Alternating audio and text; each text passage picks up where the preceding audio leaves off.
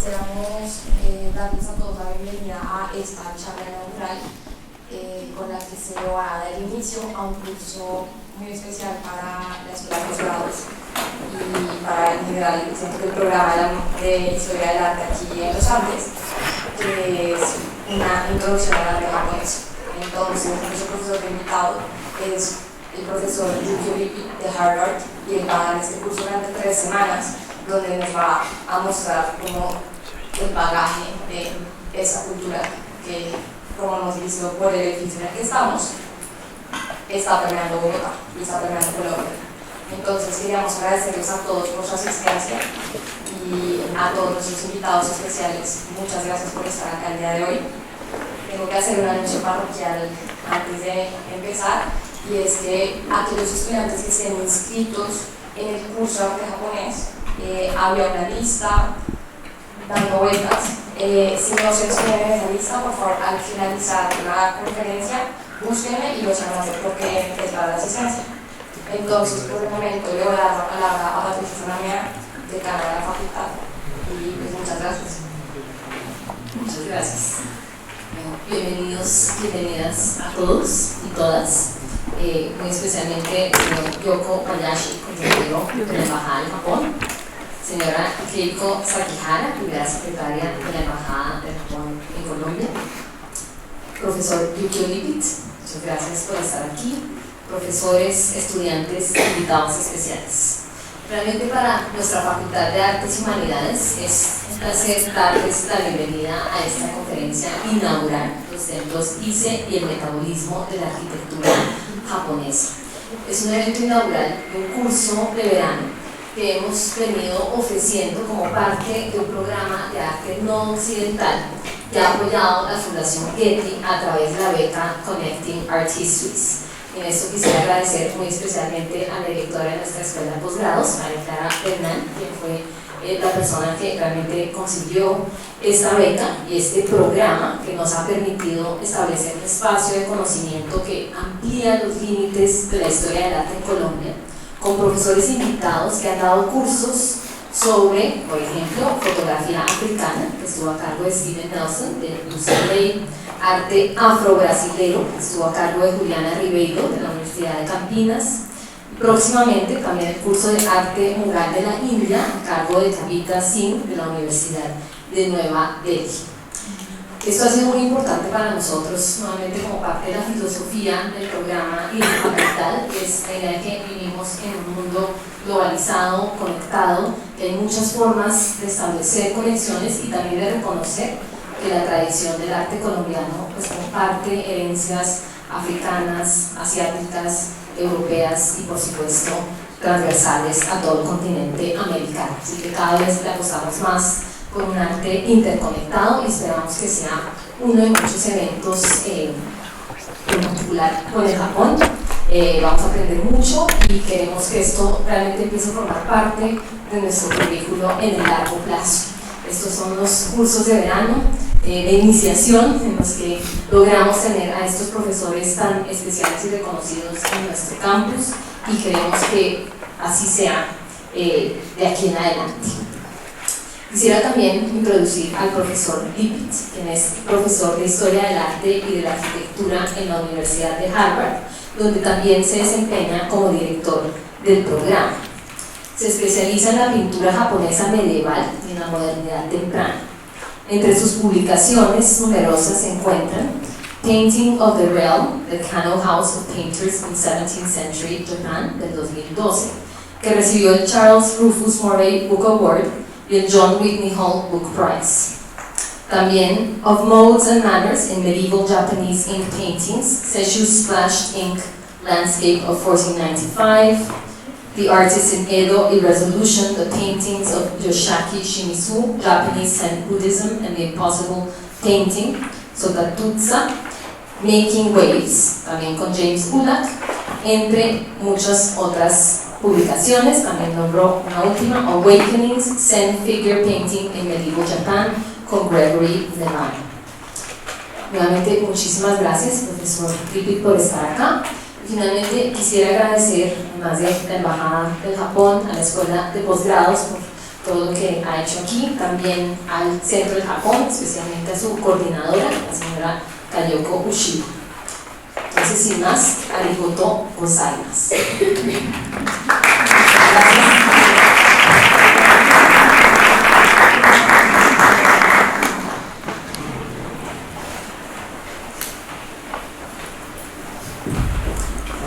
Arigatou gozaimasu. I want to apologize for my very poor Spanish and for delivering this lecture in English. I wanted to thank Dean Zalamea and everybody at Uniandes, including Professor Bernal and the members of the Cultural Center for Japan and the Japanese Embassy for inviting me here. And it's a privilege to speak to all of you today. The subject of today's lecture is Japan's Ise Shrines. Now, Ise designates a grand shrine complex with 125 shrine buildings. So its architecture is typically designated in the plural, the shrines at Ise. What you're looking at here is the main shrine of the inner sanctuary at Ise, which is the most important building, and every building in the complex is actually modeled after this one. So this is the most important image to remember. Now, the Ise shrines are the holiest site of Japan's Shinto religion, a place of worship of the sun goddess Amaterasu.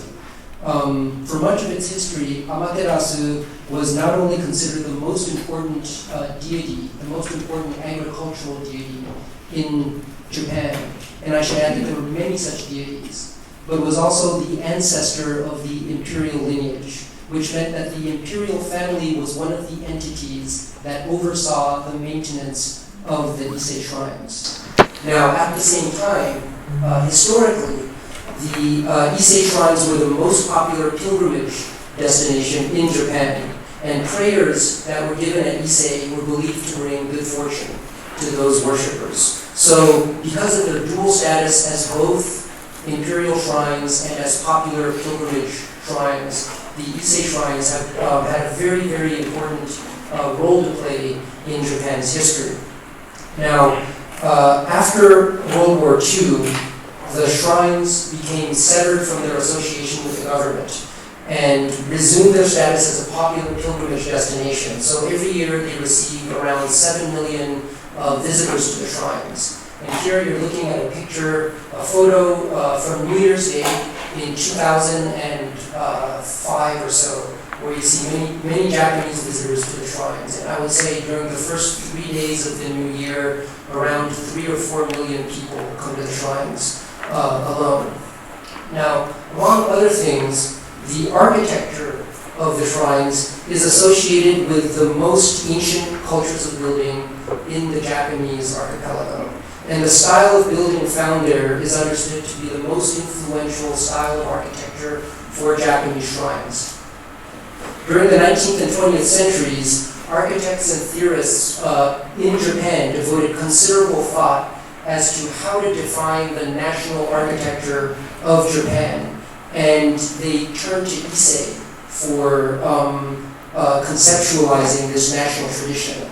And at the same time, a wide range of modernist architects were utterly fascinated with the shrines for seeming to confirm the many aspects of the type of architecture to which modernists aspired, for its seemingly simple, austere geometry of form, its close to human scale, its lack of ostentatious ornamentation, its use of natural materials, and its integration into the natural setting. These were all qualities that were enhanced by the work of famous modernist photographers such as Watanabe Yoshio, who is the photographer of the work that you see here. And these photographs played a crucial role in bringing Ise to the attention of people around the world, especially to architects and other commentators around the world in the post-war period. The architectural historian John Burchard quite simply called Ise one of the greatest architectural achievements in history, and it has proven to be an inspiration for a great deal of reflection, not only on what Japanese architecture is, but what on the nature of architecture is in general. Now today I'd like to give an introduction to the architecture of the shrines, followed by a consideration of some of the many dimensions of architecture and architectural thinking onto which the shrines open up. Okay? But before talking about its history, before talking about its materials, its construction, its meaning, or its religion, I would like to start off by mentioning what is the most famous fact about the shrines at Ise. Okay? What has been the single most important source of the admiration and surprise that they have garnered over the years. And that is the fact of what is known as their renewal. Their regular rebuilding or renewal every 20 years. The Ise shrines are rebuilt from the ground up every 2 decades, every 20 years. Now, since the late 7th century, when they were first renewed, this has happened more or less continuously for well over 1,000 years. This means that the shrines have now been rebuilt a total of 62 times. Okay? The 62nd renewal took place in the fall of 2013, so 6 years ago. During the 1,200 plus year history of the shrines, the 20-year rebuilding cycle has been strictly maintained with 2 exceptions. The first exception was during the civil wars in Japan from the 15th and 16th centuries. And the second was due to the turmoil of World War II and its aftermath. The shrines were rescheduled to be renewed in the year 1949, but because of the devastation of World War II in Japan, it was delayed for 4 years until the year 1953. Otherwise, the practice of dismantling the shrines and then reconstructing them with all new materials has been observed without fail every 2 decades since the first recorded renewal of the year 690. Now, when I say rebuilt, I am referring to everything. All 125 buildings in the total shrine complex, okay?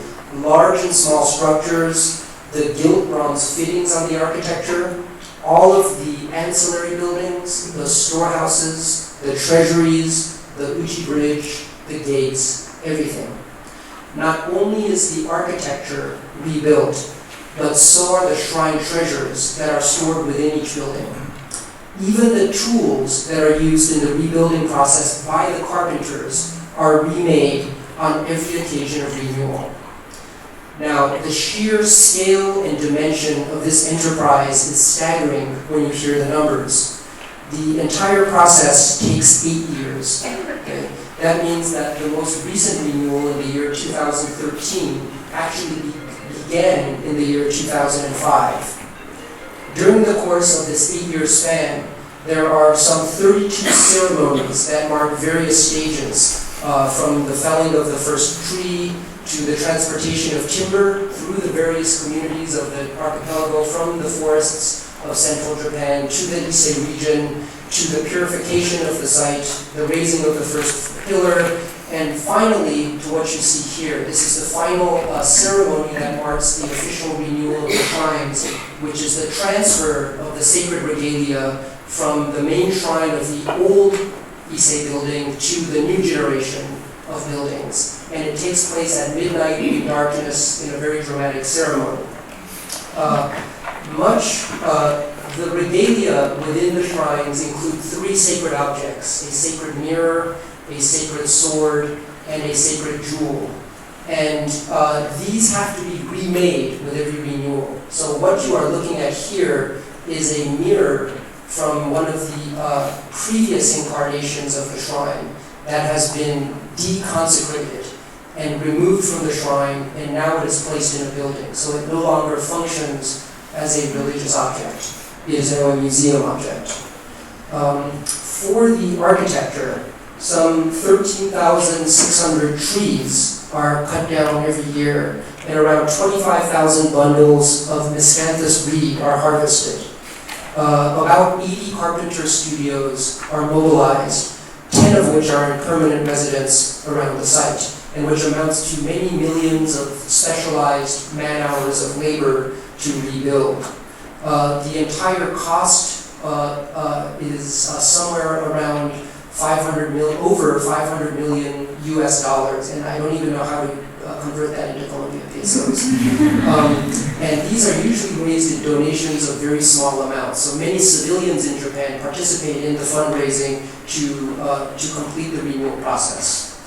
Now, the renewal does not just affect the Ise complex, but it also affects other shrine buildings throughout the land that have a historical association with Ise, because the timber components that are taken away from the old Ise buildings are still very usable. Okay? So they are often recycled by being donated to other shrine buildings, which consider it a very prestigious honor to receive those timber components and implement them into their structures. So what you are looking at here is a shrine in Nagoya City called Asta Shrine, which is a very important ancient shrine. And they receive one of the most important components, the ridge pole of the roof of the main shrine of Ise is donated here. Now this is actually a very strange process. It's something like the donation of bodily organs in some way. It's donor organs are given from a building to another building, from Ise Shrine to other buildings throughout the land. So this is clearly a pretty major undertaking. Throughout the process of renewal, the utmost care is taken to follow with as much precision as possible the design, scale, and construction methods of the previous buildings, of the previous renewal. This means that throughout the history of Ise, the architectural properties of the original complex in the 7th century are believed to have been transmitted faithfully to the present. Now, I am a historian. Among other things, I study the Ise shrines, and many architectural historians will argue about small details, saying that certain small details of Ise are not true to their original structure. But I believe, in general, it is true that this building that you see here today is very much similar to the building that stood there in the late 7th century because of this process of renewal throughout history. Now, we know now that this renewal originated in the late 7th century, but for much of its history, the Ise's origins were obscured in myth, and they were unclear even to those who went to worship at Ise. It was believed that the shrines extended in perpetuity back to the age of the gods. They always had been and always would be this way. By extension, they were believed to maintain the purity and sacrality associated with the age of the gods into the otherwise defiled present. So they had this aura about them by virtue of their renewal. And the fact of this renewal makes of Ise something of an architectural conundrum. It is an architecture that dates to the 7th century when its layout and its design were conceived, but it's at the same time the current buildings themselves physically are only 6 years old. Okay? So it is both very old and very new. It is, you might say, older than the state of its parts. And the fact of Ise's renewal conditions almost every aspect of how we understand the site.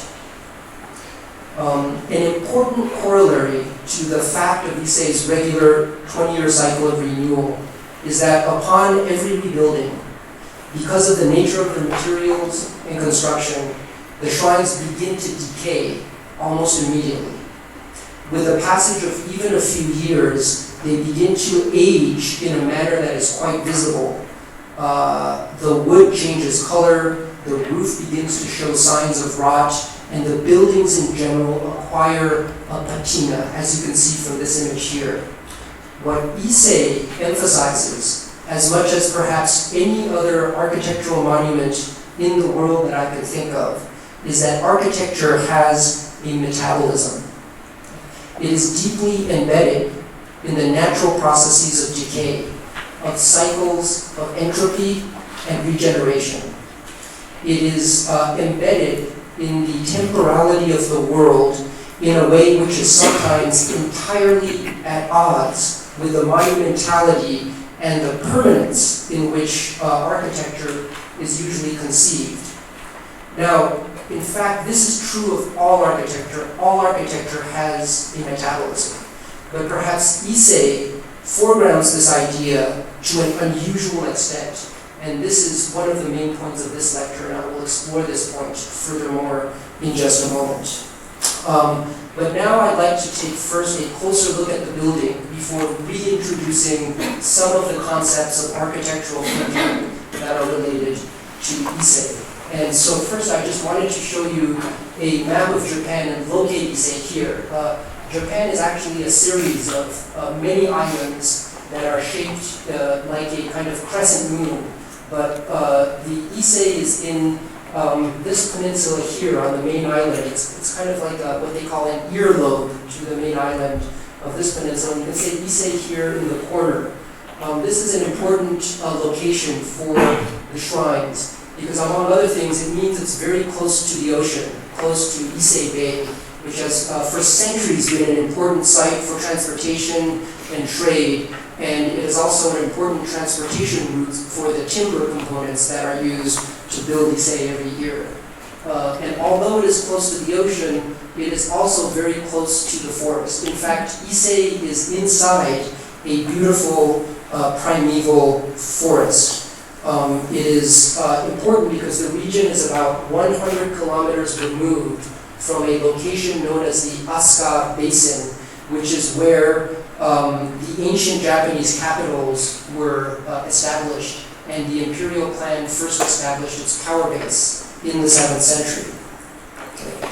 So in this way, Ise is both close to the ocean, but is very much in a forest. And when you visit Ise, you have no sense that there is civilization or urbanism anywhere close. In fact, you will walk. The feeling is that you are walking through a primitive forest of cryptomeria trees, and the architecture does not compete with the surroundings at all. Ise itself is a sprawling complex within this forested area with many different sanctuaries for the 125 shrine and temple buildings. But again, for our purposes, the most important sanctuary is the main shrine of the inner compound. And this compound, this complex, is very interesting because it actually is two compounds. Each of them are 100 meters in dimensions north-south, and they are sheathed with white fist-sized stones that are taken from Ise Bay. And in any given generation of Ise's life, the buildings will be constructed on one of the sites, while the other compound next to it lays fallow. There is nothing here. Now, what happens is when the new generation of buildings is constructed, they are constructed here in the empty field in imitation of the older buildings. And once the new buildings are constructed, the older buildings are torn down. Okay, that is why there are twin compounds at Ise. Now let me show you a few photos. This compound, when it is empty, looks something like this. There is an adorable little building. In English we call this a doghouse because the dogs have a small house like this. But this is actually an important structure because this is a structure that covers the symbolic heart pillar, which is the only remnant of the previous generation of buildings. It's just a small stump, a pillar that is left embedded in the ground. Now, as I showed you, this field is empty, but this field actually has the main shrine of Ise and two smaller treasuries behind it, which are smaller buildings but built in the same style. And it is surrounded by 4 fences, which provide a nested structure. So when you are looking at the buildings from above, it will look like this. You are looking down on the 2 small treasure houses behind the main shrine. And if you were standing on the ground, it would look like this. You are looking across a set of fences at the courtyard where you have the white stones, the main shrine, and then the 2 buildings behind it. Now let me show you one of my favorite photos. This is a rare photo taken from a helicopter of the 1973 renewal of the shrines, but it captures a temporary 2-week window during which both the old version of the shrines, the old buildings, and the new buildings are standing next to each other before the old buildings have been torn down. So this is a very rare photo in which you can tell the age of the different buildings based upon the color and the degree of coloration of the buildings themselves. So now let me say a little bit about the properties of the architecture itself. The architecture is extremely simple. It is a rectangular building which is 3 by 2 bays in dimensions, and it is made of unpainted wood, okay, which is very important. The wood is very simple, it's unpainted, and it has a thatched gable roof made of thatch, and it is on a raised pillar. It has a raised floor on pillars which are dug directly into the ground, which is also another very important detail which I will explain. It is a south-facing building, and usually it doesn't have this coverage or awning of the entrance. That's usually for important, the ceremonies of the renewal itself. So it obscures it a bit, but otherwise, again, it's a very simple building. Rectangular, unpainted wood with a thatched gable roof and a raised floor with pillars dug directly into the ground. The dimensions of the building are not that large. It is from the ground to the ridgepole, it is like a 3-story structure. So around the height of this building we are in. And the raised floor balcony is about, not quite 2 meters high. So if I were standing here, I would come right up to the base of this building, this balustrade. But Ise does have certain specific architectural details. One are these antenna-like structures, which are usually called forked finials, which emerge out of the gable end of the building. The second detail are these cylindrical billets, these billets which are lined up perpendicular to the ridgepole. These two elements, the forked finials and the cylindrical billets, define the visual silhouette of the building, the profile of the building. The wood used for the building is hinoki cypress, which traditionally is the most important architectural wood in Japan. It has many admirable qualities. It has a straight grain because it grows straight up around 40 meters, 30 to 40 meters, and is aromatic and easy to carve. When hinoki or cypress wood is carved new, it has a creamy monochrome texture which looks something like this. So this is a photograph taken of Ise right after it has been constructed. By the same token, the roofs are made out of a miscanthus reed, a river reed called kaya in Japanese, which grows to around 2 meters in length. So it's very tall. This is harvested in this region specifically for Ise's buildings. And as you can see in the roof, the thatch is packed very tightly to create the the girth of the roof form itself. I should say a few more things about the buildings. They also have, although it is simple unpainted gold, there actually is quite a bit of ornamentation. There are gilt bronze ornaments that you can see all over the stairwells, as you see here. And also the joinery is very expert. Ise is a wood building, but it does not use nails. It does not use nails in the joinery because Japan is an earthquake-prone country. And if you use nails, the seismic shock of the earthquakes will destroy the building.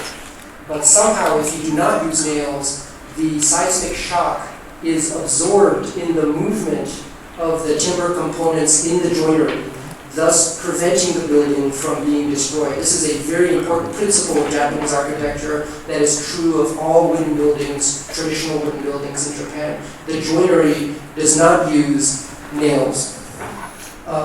So next I would like to address why the Ise shrines look the way they do. The buildings look the way they do because they are based upon the model of an ancient form of rice storehouse or rice granary that was common not just in Japan but all throughout East Asia. Okay, this granary as you can see from this reconstruction of a granary from a 3rd century village in Japan, looks very similar to Ise. It has a thatched gable roof, unpainted wood, a raised floor, and pillars that are dug directly into the ground. This was very effective for rice storage because rice involved lots of irrigation. So it was lots of water, and this also prevented the rice inside from being attacked by mice and rodents and animals while keeping it cool because the building was well ventilated.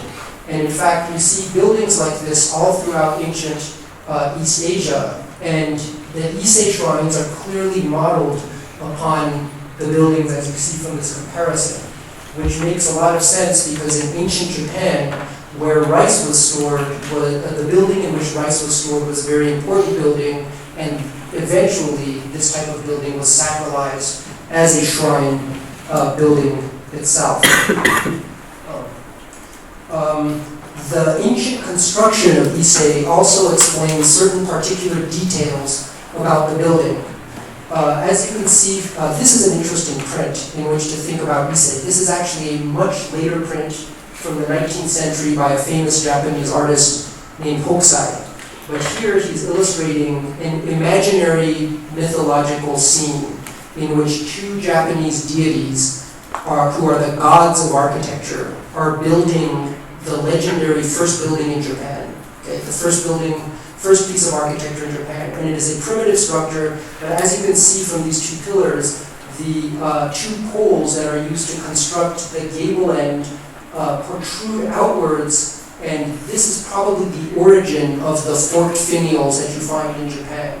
By the same token, this ridge pole is very simple, so that means that the billets that you see at Ise are probably evolved from very simple rocks or trees or some element that was used to weigh down the ridge pole in primitive structures and prevent them from being destroyed in high winds, typhoons, and so forth.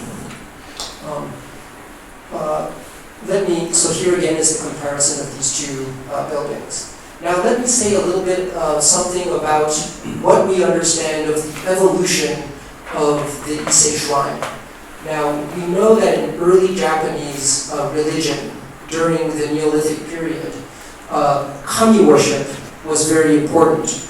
Now, kami were indigenous deities that were thought to influence the agricultural cycle.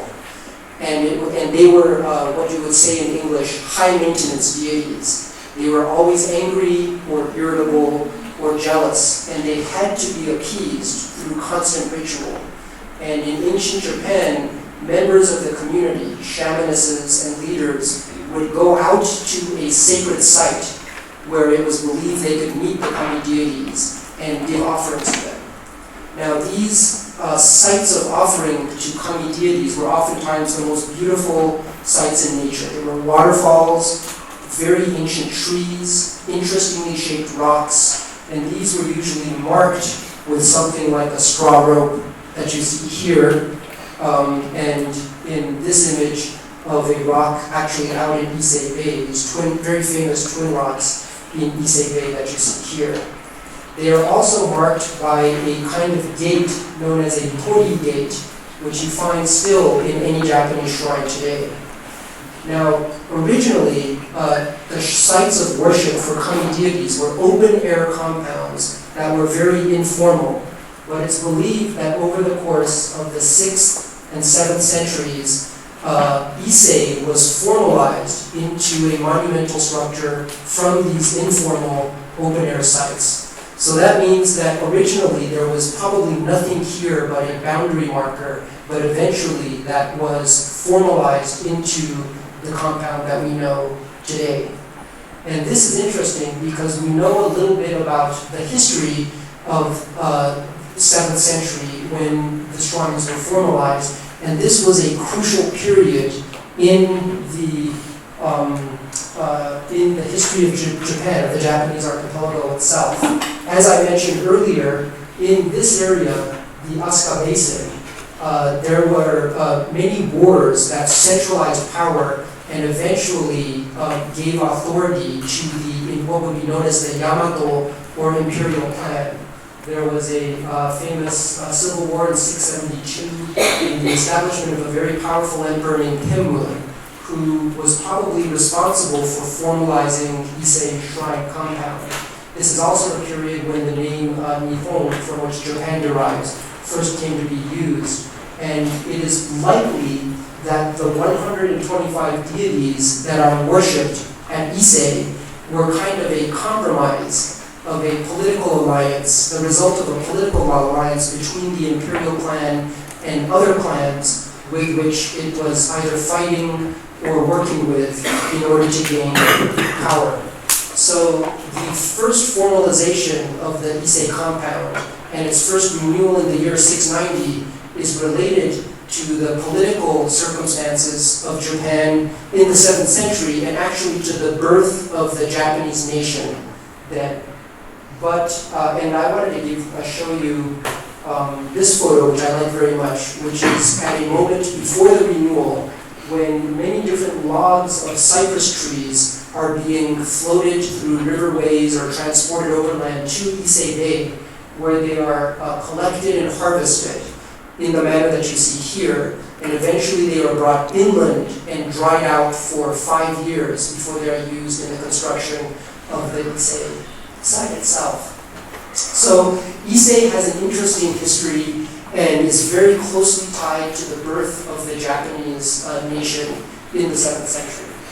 But I would like here to complicate this story a little bit, because actually it is not just sufficient to look at the country of Japan in thinking about Ise. Actually, the entire East Asian region was changing during this period. And international circumstances are just as important to the origins of Ise as the national political circumstances. In the 7th century, there were many changes taking place in East Asia, and the most important of them was that a new empire was founded in China known as the Tang Empire, which was formalized in the year 618. Okay, so that's around a little more than 70 years before the first renewal of Ise.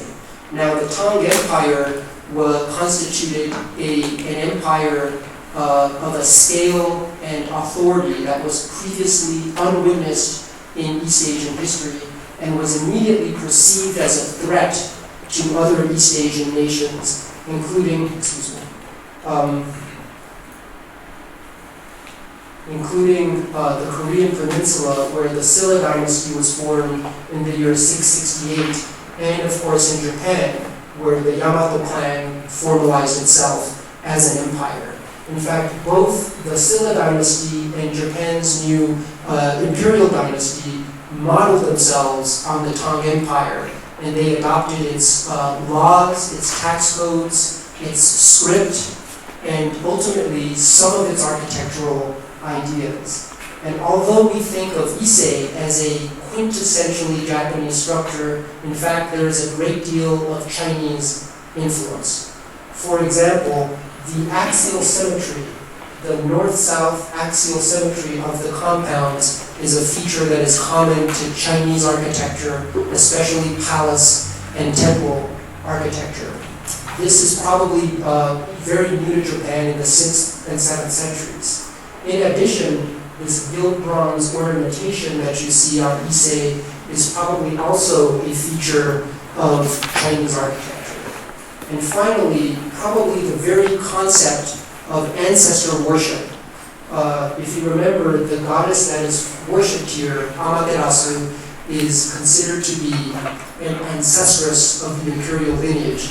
That is also an idea that is borrowed from China itself. So we have to move out in ever wider concentric circles to understand the set of factors that influenced the emergence of the Ise shrines. Now, I have talked a great deal about politics, but I want to briefly touch upon 3 aspects of architectural thinking onto which the Ise shrines give rise. And the 3 subjects I will discuss are phenomenology, process, and metabolism.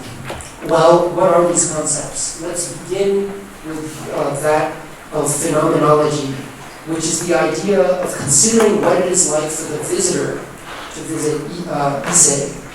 This visit is akin to a phenomenological experience, and phenomenology is a word that philosophers use to study conscious experience. But I simply define it as how we know what we know, and how we experience what we experience. And Ise is a very interesting case study in this regard, because despite the fact that I have been showing you pictures of the sanctuary, ordinary visitors cannot actually see the structure when they visit. The sanctuary is strictly forbidden to commoners. It can only be entered by shrine priests and members of the imperial family. But even then, only during the renewal. So really, people can only step inside once every 20 years. Now, when you actually visit Ise, the best you can do is see the main torii gate in front of the shrine, and you can see a little bit of the roof behind it. So this raises an interesting question. I have been talking a lot about the architecture, but if you can't actually see the building when you visit, what is the point of studying the architecture? What actually does it mean to experience the architecture at Ise? Why are we talking about this in the first place? This is a complex question. It's very complex and there are no easy answers, but one of the things that I will say is that part of the phenomenological experience of visiting Ise is actually going through the vast complex on your way to the shrine itself, which means going into ever more sacred zones within the precinct. And as you walk through these zones within the large Ise Shrine complex, it is very inspiring to finally get to the main gate, which you see here. But along the way, you purify yourself by washing your hands and your mouth and so forth, which is a very important active behavior in a Shinto shrine complex.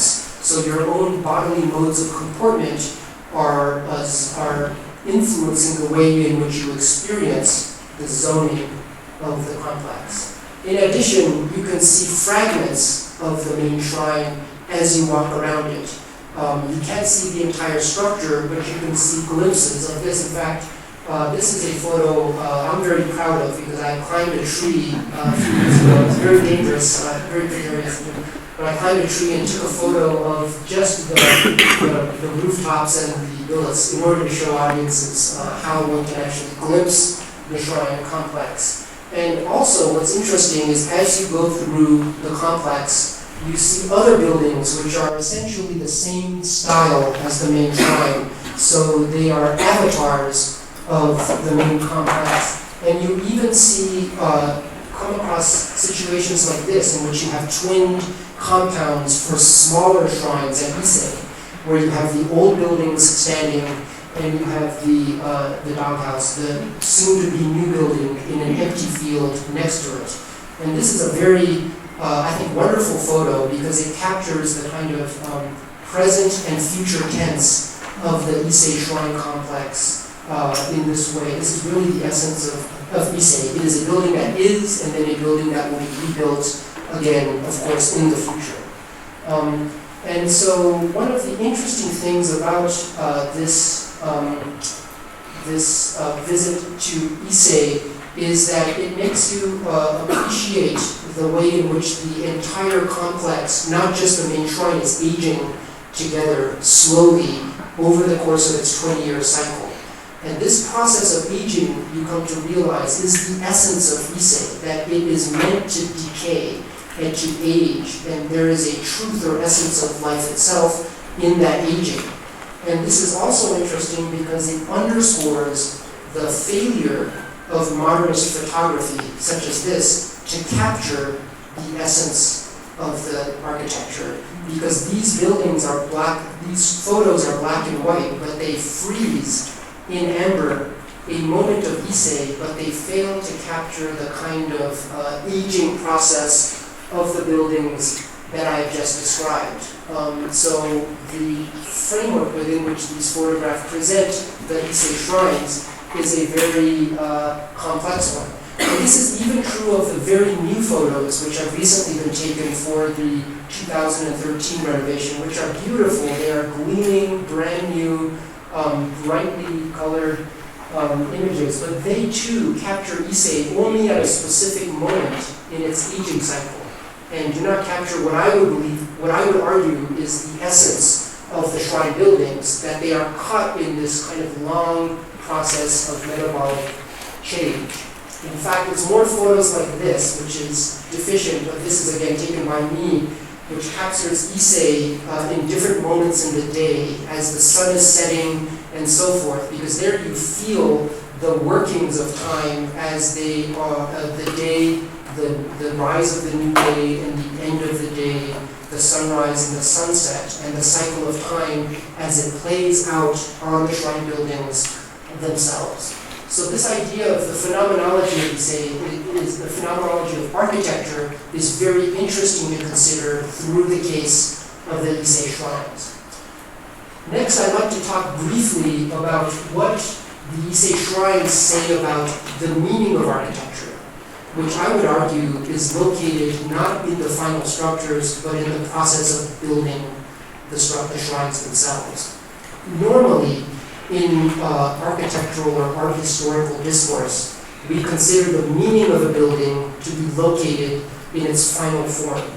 An analysis of its final form is the way we understand and decode the iconography of a building, a cathedral, or so forth.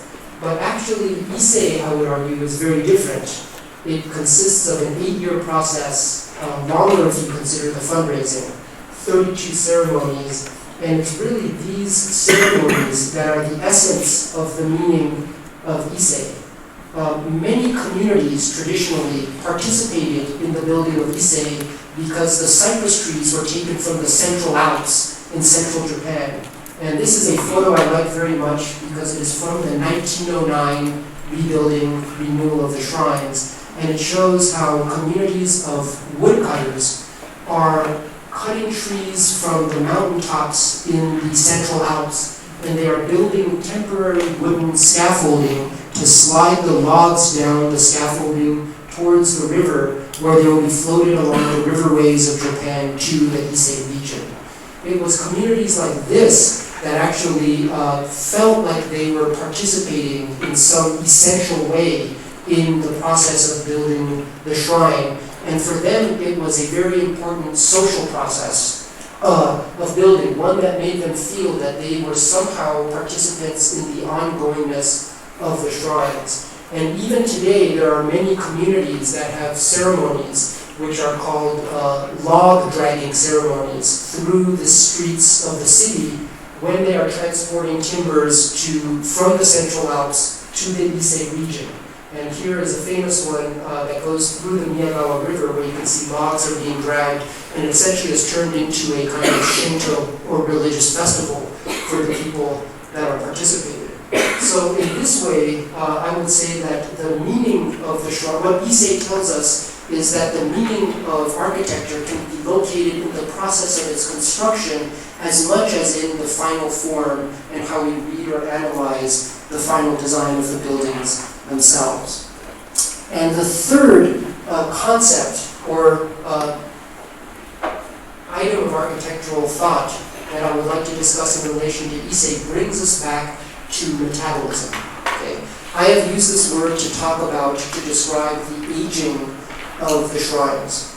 But this is a very complex idea to apply to the Ise shrines, because most people understand the decay of the shrines as being based upon the materials used, the thatch for the roof and the wood that is used. That is only partially true. In traditional Japanese vernacular architecture, like farmhouses, which are called minka, they also use thatched roofs for the architecture buildings. But these have a much longer life than 20 years, partially because they are still inhabited. So the farmers that live in them burn fires which dry out the thatch and scare away pests or animals or rodents that would kind of end up inhabiting them, and therefore prolonging the life of the roof and of the building.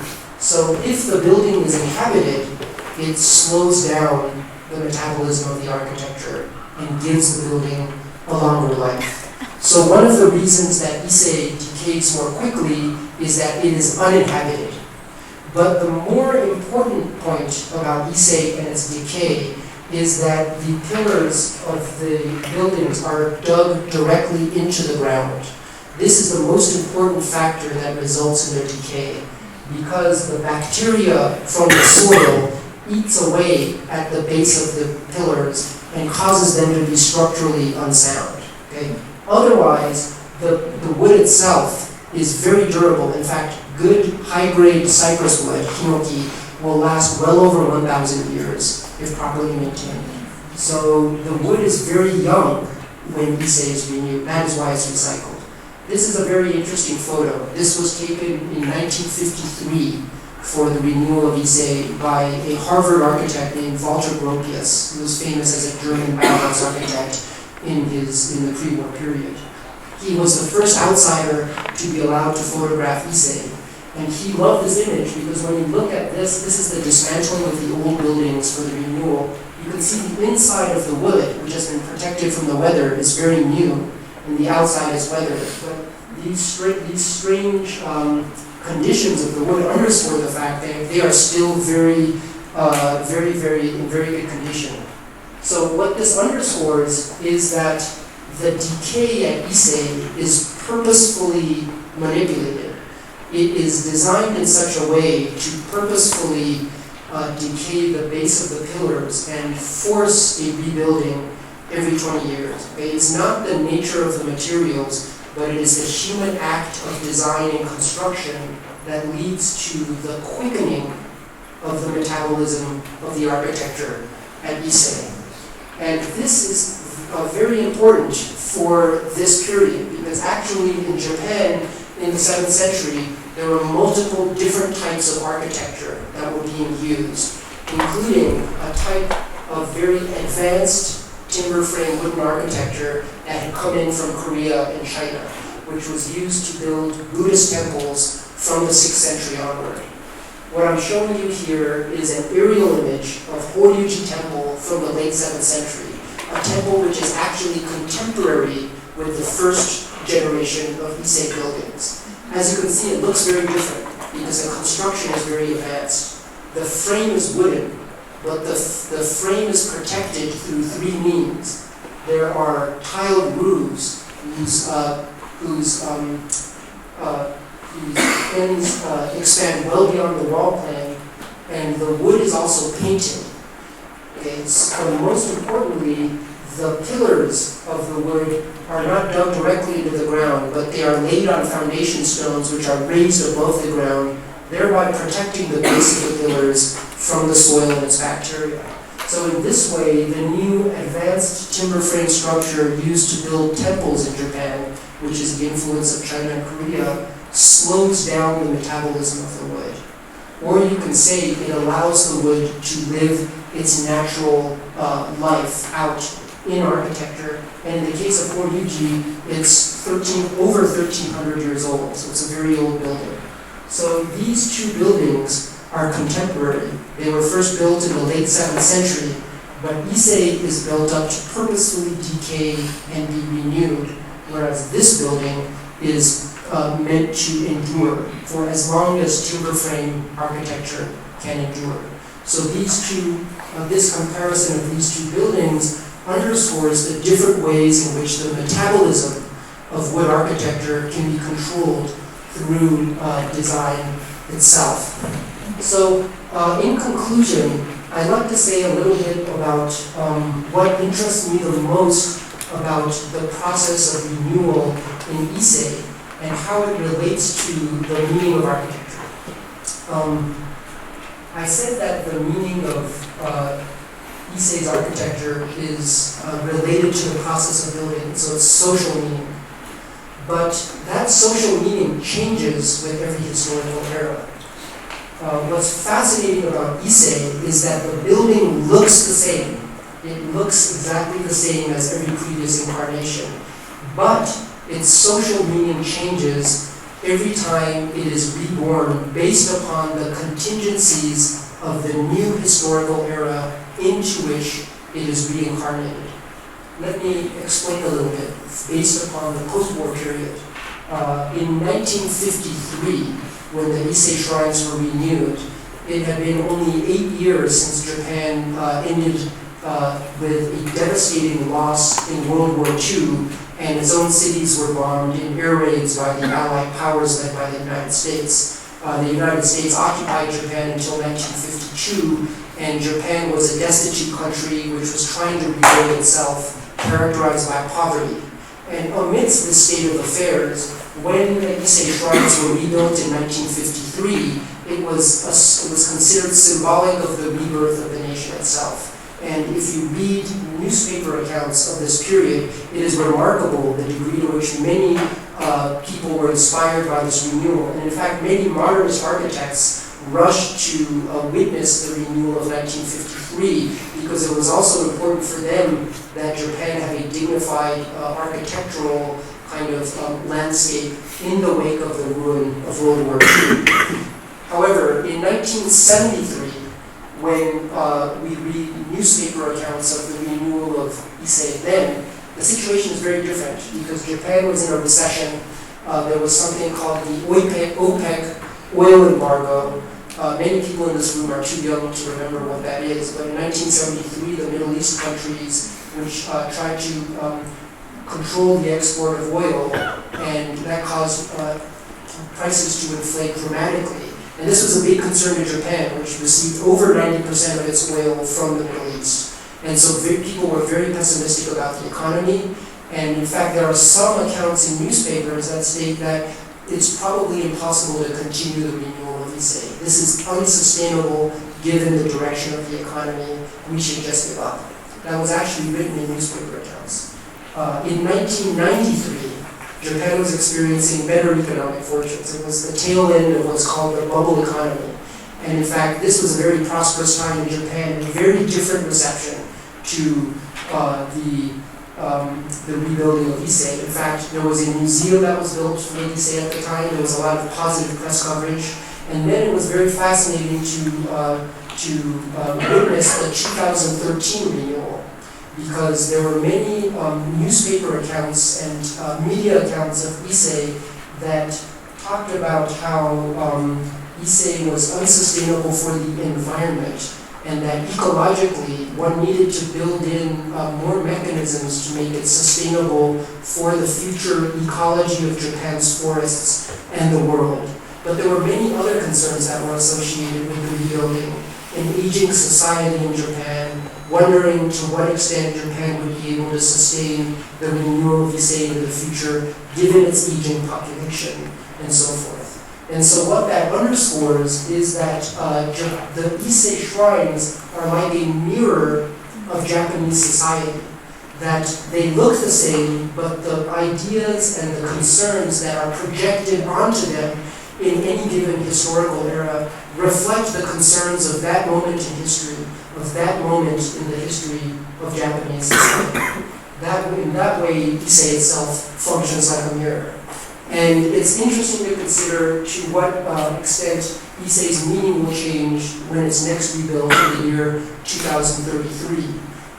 What it will mean then, what it will reflect then, but I'm sure that it's going to be something that none of us here could ever anticipate. Thank you very much.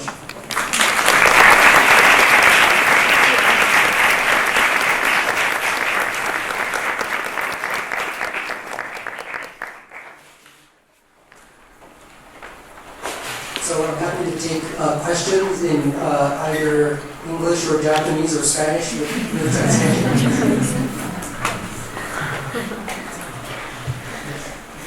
Okay, first of all, thank you for such a comprehensive presentation. Thank you very much, Professor. Since you finished talking about the people, I would like to ask a little bit more about the carpenters and the people behind this reconstruction. And I wonder if it is like with the tea masters that might be a lineage of very sophisticated or at least very, very capable carpenters that would be going to ask. Yes. Thank you. I think that's a very important issue in relation to Ise. So there's a group of 10 lineage studios of master carpenters that actually live close to Ise and support the construction of Ise.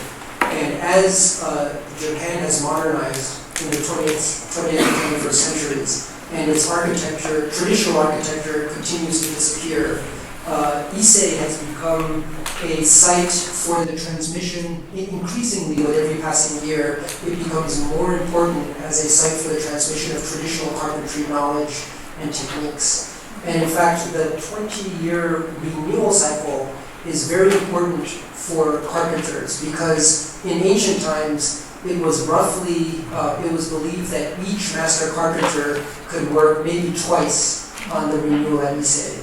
So they had a living memory of work on Ise that they would pass on to their next generation.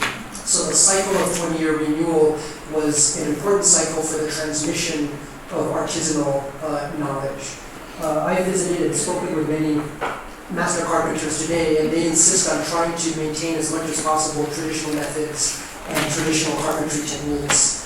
And this is an interesting point because even though they claim to transmit tradition, because I'm a historian, I know, for example, that just over the 1200, almost 1300 year history of Ise, the tools that have been used have changed dramatically. So in the late 7th century, we know that there were only around 10 different types of tools that carpenters used. And we know that by the 17th century, the toolkit had expanded to 180 or so different types. So if you think about it logically, this structure, when built with 180 different tools, had to have been different from the era when it was built with 10 tools. And I've oftentimes asked carpenters about this, and they insist that there's no difference, but probably not in the design, but in the actual texture of the wood. So back in the ancient period, we used, it's called an adze in English, but you actually refine the surface with a very primitive technique like this, using 2 hands. But then later on, you would use a plane, which you pull towards you, which is a very sophisticated instrument, which can give you very, very remarkable texture. In fact, the texture of the wood, when newly made, is like glass. So there was probably a big difference in the texture of the wood over the course of the centuries and so forth. So there are many interesting issues that relate to the Ise shrines from the perspective of the carpenters. Are there any other questions? Yes. I have a related question. Thank you so much for that wonderful talk. I was wondering about who's in charge of the complex of the shrines. If there's like one person, an institution, like a religious community, and during the renewal, if there's like an architect overseeing, or I was just wondering about that. Thank you. Thank you. Yes. So this is also a complex question, and there's an Ise shrine kind of shrine institutional hierarchy. So it has its own set of priests, which are technically in charge. What is complex is twofold. One is that until the end of World War II, they were technically also imperial shrines. And there was a dark chapter in the history of Japan when the shrines were used as the focus of nationalism and ultra-nationalism in the 20s and 30s. And a decision was made to sever the shrines from that connection in the post-war period, from the imperial family. But there are imperial family members, for example, still play an important role in both in the fundraising and maintenance, but also the actual ceremonial aspects of the shrine, imperial household agency. In addition, the fundraising to renew the shrines is fascinating. And in fact, I am involved in making a documentary film about the renewal. And what I realized, at first I was very naive, so I thought that I would go and, the renewal would take a few years, but actually it's perpetually ongoing. There is no point at which the shrines are not being planned for renewal because the fundraising never stops. And the fundraising is fascinating because along with private citizens and small donations that are collected from a nationwide network of shrines, increasingly it is a very complex political situation because there are new religious cults in Japan. And the new religious cults are very actually powerful in Japan. They call themselves Buddhist, and they are partially Buddhist, partially they're very new. And some of them are believed to be less religious. They take advantage of tax exemptions and those things to flourish in Japan. But they legitimate themselves by making big contributions to Ise. And so, for example, when the renewal takes place, there is a hierarchy. The emperor can climb up to the steps of the shrine. The empress is at the base. The imperial princes and princesses are behind, and so forth.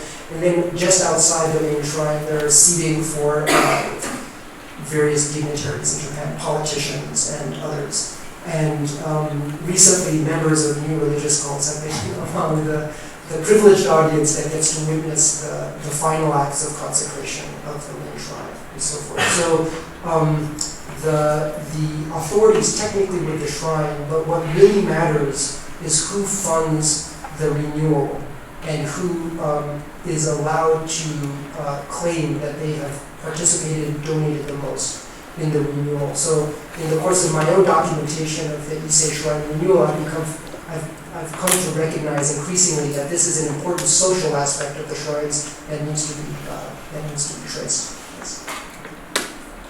Then another, yes.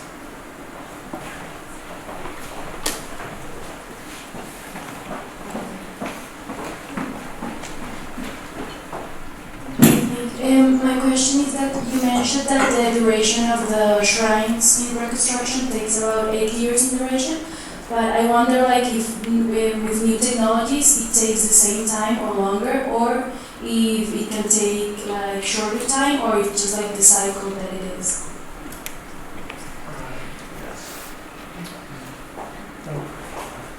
Thank you. That's also a complex question. In very simplistic terms, technology would greatly shorten the time it takes to build traditional structures, because you could do the same cutting with electronic tools, with electric saws, and so forth, instead of the kind of traditional tools. And so it should be much more rapid. But there are, it's a complex issue for the following reasons. The traditional carpenters, as I mentioned, refuse to use many new tools. They actually do use a few electric tools. And when you visit the construction site of Ise, you're initially surprised because they're all wearing hard hats. And they look like construction workers in many cases. You think, oh, this is just a construction site like you see anywhere else in the world. But actually, then you look closely at their work, and they're using traditional tools and methods. But there are aspects of working with trees that require time. For example, when a tree is cut, it has to be dried out for 5 years to take as much moisture out of the living tree as possible before it is used in architecture. And that's so that the wood won't expand and contract too much while it is part of the building, because otherwise that would cause problems for the joinery and the building itself. There's also the problem of forestry and ecology and the maintenance of forests. So I said a little bit that the ecological concerns and sustainability are important issues of Ise. In fact, Ise has preserved forests in the Central Alps that it uses from which it takes trees. But those trees need to be harvested, so every time trees are cut down, new ones are planted, and the trees are very carefully maintained.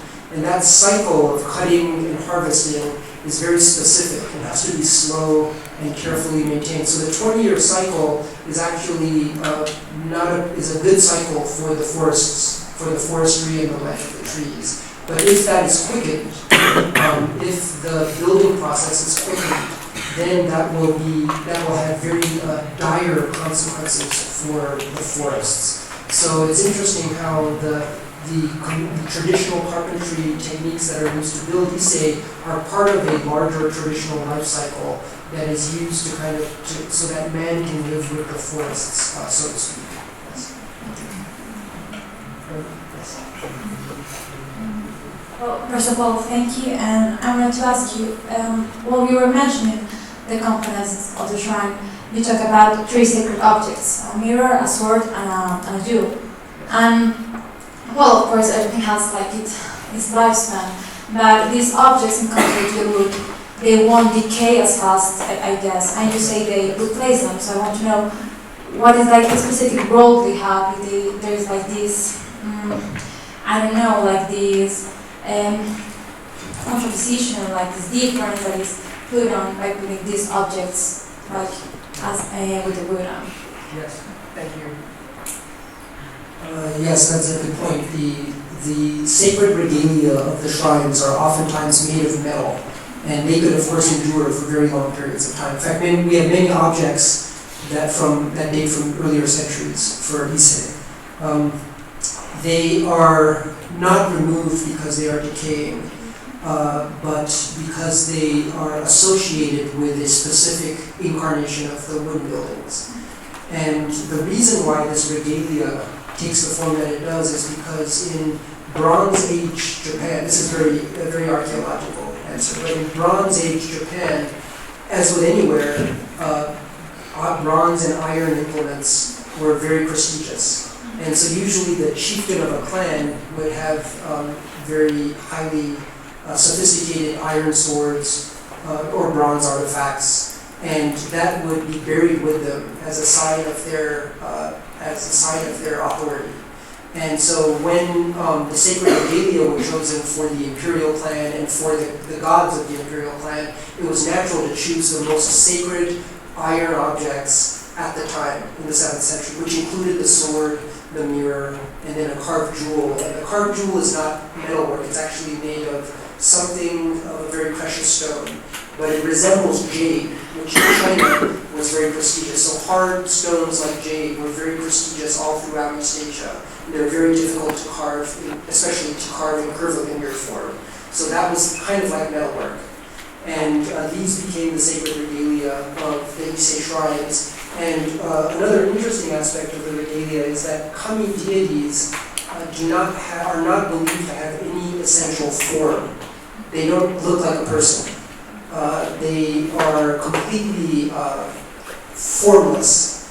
Their essence is not visible to humans. So when they are summoned, they have to take some kind of form.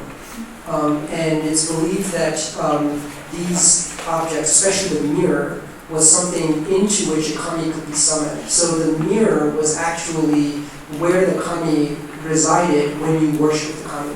You would do kind of have a ceremony that will call them into the mirror.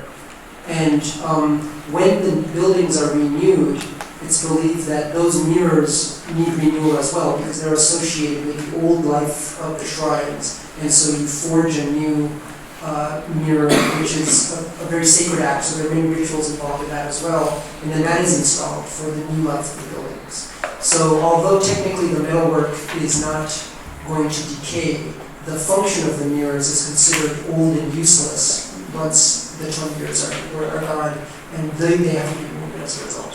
So actually there are 1,500 swords and mirrors that are recast every 20 years as well. So that's a very big enterprise.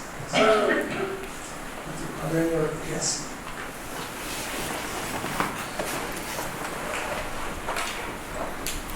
Thank you.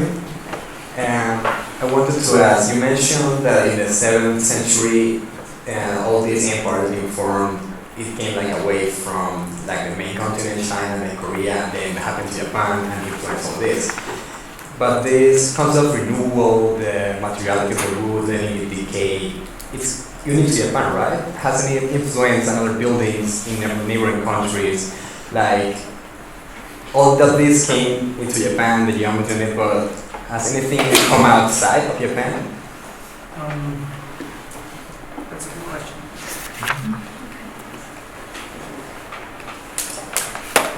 Yes, that's an interesting question. And that's also a complex question. I would say that in the ancient period, the influence was one way. Usually, China and Korea were more advanced civilizations. So much of the technological knowledge and the structures of government, the political structures of the Tang Empire influenced Japan. It's only really in the modern era that Japan has been influential in the rest of East Asia, as an example of a country that modernized early on. And there was also a colonial legacy, so Japan was actually a colonizer in Asia as well. But the influence from Japan to other East Asian countries is reversed in that technique. But I should mention one thing about the renewal, which is interesting. The renewal is associated with ancient Japan, but probably it's safe to think of in all primitive societies, architecture was renewed. And I often use an example from the United States, which is, I don't know if this would make any sense to anybody here, but villages of Amish, they're Amish farmers that reside in states such as Pennsylvania, which traditionally renew their buildings. And it's a process that involves the entire community, usually lots of volunteers, friends, neighbors come, and they all tear down the building and they rebuild. And usually the architecture is simple enough that an average villager or member of an Amish community can help in its construction without too much trouble. And probably in ancient Japan, farmhouses were constructed in a similar way. And so what this mode of renewal does is it's really preserving a form of vernacular architectural renewal that was common to villages in Japan, but was also probably common to primitive societies all over the world, including Korea and China. It's just that as architectural engineering advanced in Korea and China, it came to resemble buildings that you see here. And in Japan, this style of building comes in the 6th century and becomes very influential for imperial palaces and Buddhist temples. But the imperial family decided to enshrine its ancestors, and many major shrines decided to maintain the renewal cycle that was associated with primitive building cultures for religious and other reasons. And the primary religious reason is believed to be that the renewal cycle is related to the cycle of agriculture and life, and also the concept of purity. It was important that kami deities be worshipped in a context that was not defiled by age. And so the decay of the materials was something that compromised the purity of a Shinto site. So the renewal was maintained. What's interesting about that is that the decay is purposefully engendered at Ise so that the renewal becomes necessary. So that means that it's not purely religious, there's probably a political reason as well.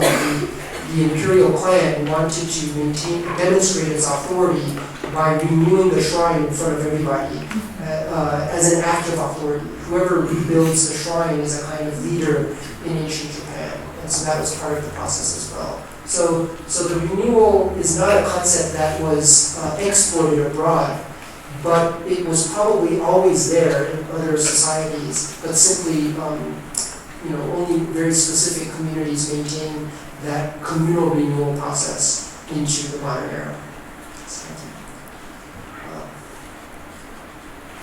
Are there any other questions?